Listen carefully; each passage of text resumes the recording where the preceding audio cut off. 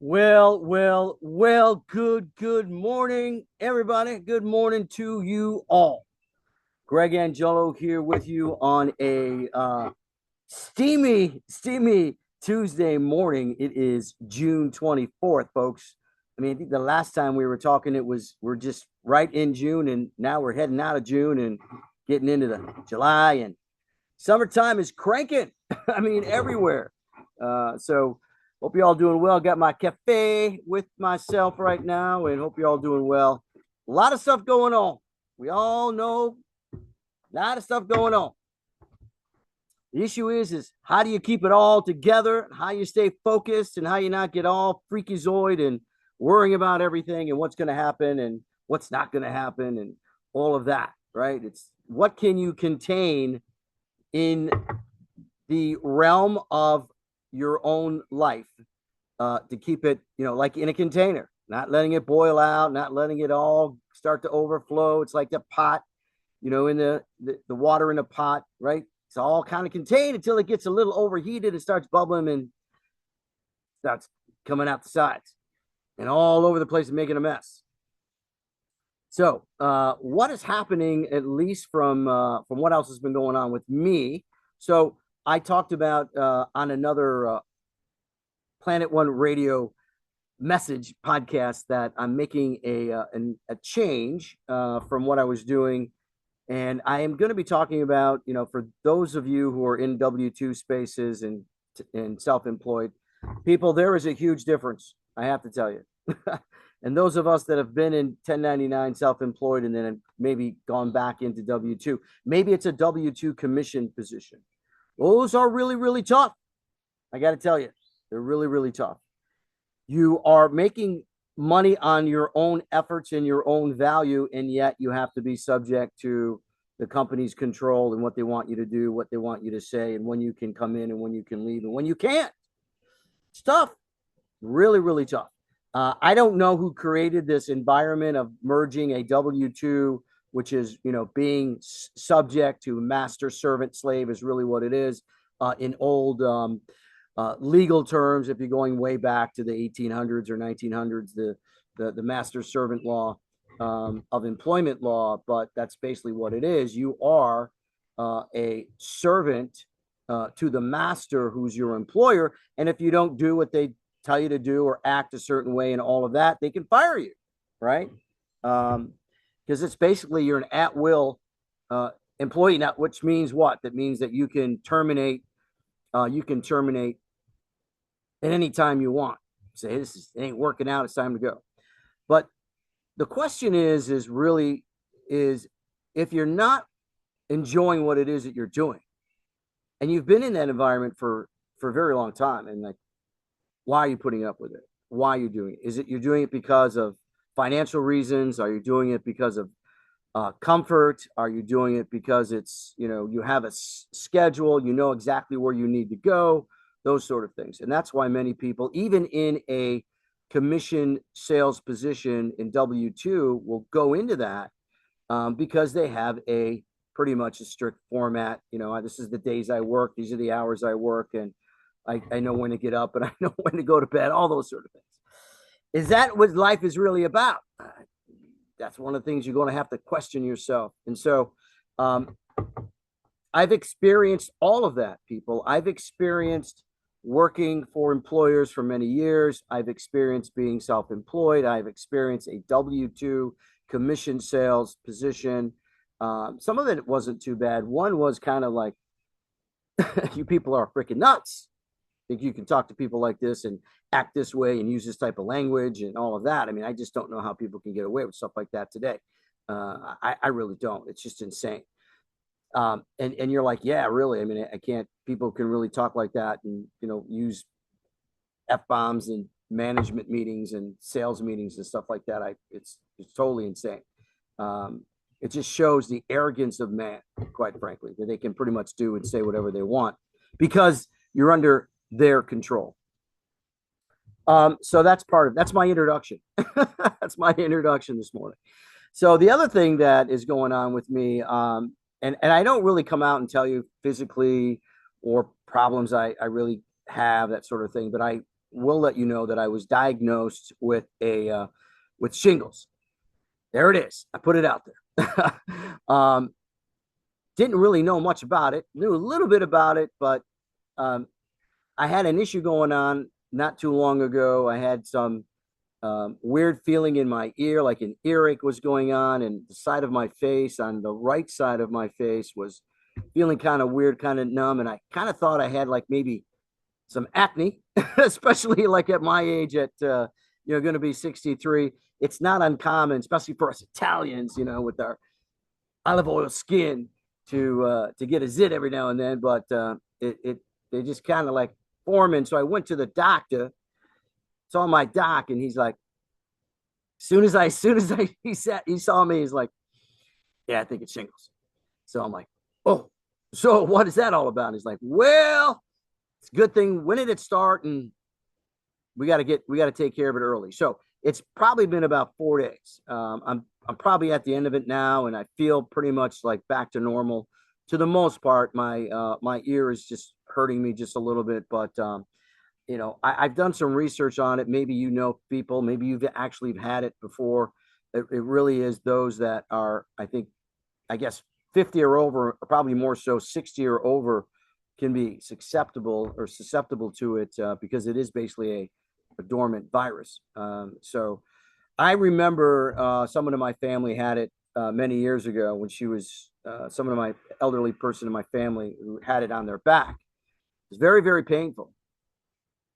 And it can go on for weeks. It can go on for months if it's not detected early, if you let it go, if you don't really know what it is. It can cause a number of issues. My doctor said that, it could cause neurological issues and things like that. So I'm just like, okay, what's the protocol? How long is it going to take? And we just move on. You just got to move on. I got to just work in the space of what I'm dealing with. I'm not going to be going, okay, a month from now and all of that. I mean, what is the point, right? What is the point? So that is what I've been dealing with. Now, had some trouble sleeping, all of that, but we deal with many things in our lives, and you just have to go with just not going to say go with the flow with it, but you just got to go at things headstrong. That's how I look at them. All right. I'm not living in fear. I'm not going to be, hiding under the bed, and all of that. Obviously, just, doing the best that I can. Now, as far as what is going to be happening in about 2 weeks from now, starting, I think, right after the 4th of July, I have been recruited, so to speak, of getting into the artificial turf space, but mostly in commercial, in the commercial area, some residential, but the push is going to be for commercial space. We're talking about, soccer fields, churches, schools, buildings, apartment buildings, complexes, all of those things. And I'm very, very excited about it. I'll have some more information about that down the road. And then I'll be able to use this platform. And also, I have been talking to my friend up in Michigan, my Martin Anthony friend up at WPON, because this is going to give me a much better opportunity now to have a little bit more freedom. And he's got his Fridays at 5. And so I think we'll be getting on there more so often. All right. I've decided to, at least with him. And then maybe I'll be doing some, putting some Planet One radio stuff together for that time frame up there. And that's another thing. If there are things in your life that you want to accomplish, and you're in a position where, time controls you, it's keeping you from doing those things that you want to do, you got to make a decision, because you'll always have an opportunity to make money. The question is what are you going to sacrifice to try to get there, right? Are you going to sacrifice your peace? Are you going to sacrifice your time? Are you going to sacrifice your family? Are you going to sacrifice your state of mind? What are you going to sacrifice so that you can make a few extra bucks? And those are things that, I can't answer for you, but I can just tell you from experience that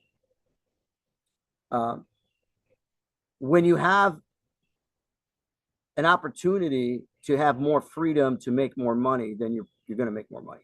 When you're in a controlled environment, there's only so much you can do. Doesn't mean you can't make money outside of those times that you're in that type of work environment, or if you're in a sales environment. I mean, I know I've met people who sell cellular phones. I know people who sell digital services. They sell credit card things. I have been recruited from many different platforms to get into a sales space, even in auto sales. And auto sales is tough, people, especially in a W-2 environment. It's crazy.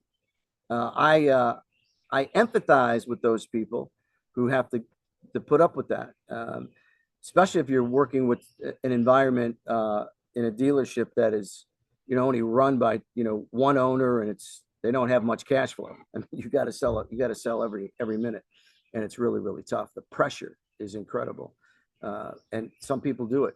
And I think that maybe they feel that there's nothing else that they can do. That's why a lot of times I try to get in front of people and talk to them, like, what is it that you're doing and why are you doing it, and maybe there's another opportunity. And so being self-employed and even getting into the artificial turf space is huge. I mean, there's no boundaries, there's no ceiling, there's no limit. As long as you can work out the deal and work out the finances, which is really not that tough to do. Because once someone sees exactly what it is that they want, it's just showing them and putting them into place for them to get it. That's what it is. Because first of all, they'll always tell you no, but they don't know why they're telling you no. They just say no because it's just an automatic reaction. It's like, no. Okay. Well, what does no mean? What does that mean? Tell me what no means. Does that mean that you don't want it now, that you just don't understand it, that you want to continue to spend a lot of money on trying to make your grass look good, and it's just not going to ever get there? I mean, what's really interesting is last year we had that hurricane come in, that Hurricane Eileen came in, and in all of that hurricane water that blew in here, especially up in North Carolina, and I'm sure as well as South Carolina, it brought with it these army worms, and it was just like devouring grass all over the place. I mean, even where I'm at, it was like within a week, I saw all these like dark patches. There were the grass was gone. There's all these empty spaces, and I know people that were going out and spending all this money to try to correct this issue of what was in the ground. And I got a quote from a company who was going to come out and they were going to aerate. They were going to go in there. They were going to put all kinds of chemicals in the ground, and they were going to do 8 different types of treatments. I mean, we're talking about $1,400 to $1,600. Woo! That there is no guarantee that that's going to stay like that, right? You could have another event like that again, and you're always constantly going out there and watering and treatment and all of those things. And especially those of you who have pets are very concerned about your dogs and your cats and whatever else you have. Maybe you have piglets. I don't know. Maybe you do. You don't want them getting all messed up with getting into the lawn when it's all messy. So that's why I like it. It's great. It looks great all year round, all that. I'll be talking about it more. And hopefully that you and I could have a relationship with it. Maybe it's not something that you want to do, but you may know someone that wants it. It's called a referral, right? That's what we do in our business, and especially self-employed business is called referrals, right? And there's always something, hand greasing, and not really, can't say it like that, but we do have referral programs for those that do send over a referral and they get into, if they get into a product, into the artificial turf, and we can, they get it in, all of that. And there also may be another opportunity for those of you that want to get into this space, want to leave your regular job and want to find out more about it. You can reach out to me directly, call me, and we can talk about it. Maybe this would be something you're going to really like. You don't have to be controlled by time of the hours. Obviously, you want to work as much as you can, but if you don't want to work within a certain time limit, you don't have to. And all of that, you can basically schedule your own hours. That's how it is. And that's the freedom. But obviously, you're going to be like, yeah, but Greg, we got to make money. I get that. And there's ways of doing that. So Uh, it's not easy to make those decisions. I posted some stuff on Facebook. I posted some things about, how much pain do you want to go through before you finally decide that this is something that you don't want to do anymore? And many people will never, ever get out of it for whatever reason. It's like there's more comfort in pain than there is of eliminating the pain. Is it more difficult to eliminate the pain? Because eventually, as I posted on Facebook, it's going to evaporate. It's like what I'm dealing with. Eventually, it's going to be gone. I mean, it could be gone later this afternoon. It could be gone completely tomorrow. But am I going to be like, wow, I'm very upset that it's gone. I really was enjoying the pain of my shingles. And I'm telling you, people, not me. Um, I've gone through a lot, and I've gone through things with my family. Um, I Many different things I've gone through. Some of you know who know me from Michigan know the things that I've gone through. Lost my entire family within a year and a half. Very, very, very difficult situation, and it really changes your mindset of whether or not you want to move forward in strength or you want to retreat in weakness. It's really what's going on. And that's really, I think, a lot. I don't want to get into the politics of things, but I think that's a lot that's going on in what's going on in the world. Do we want to, sit back and retreat in fear, um, or do we want to move forward in strength and might? Because strength and might prevails, and hopefully that what's going on in your life, that's the direction that you're moving. If you're not, then you can reach out to me. We can have a conversation about it. I'll tell you quickly, and then we'll wrap this up. I had someone reach out to me through Zillow. Was a buyer, a potential buyer.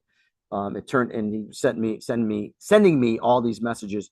I normally don't get those very often. I mean, especially today in real estate, you don't have people going through a source like Zillow to find an agent.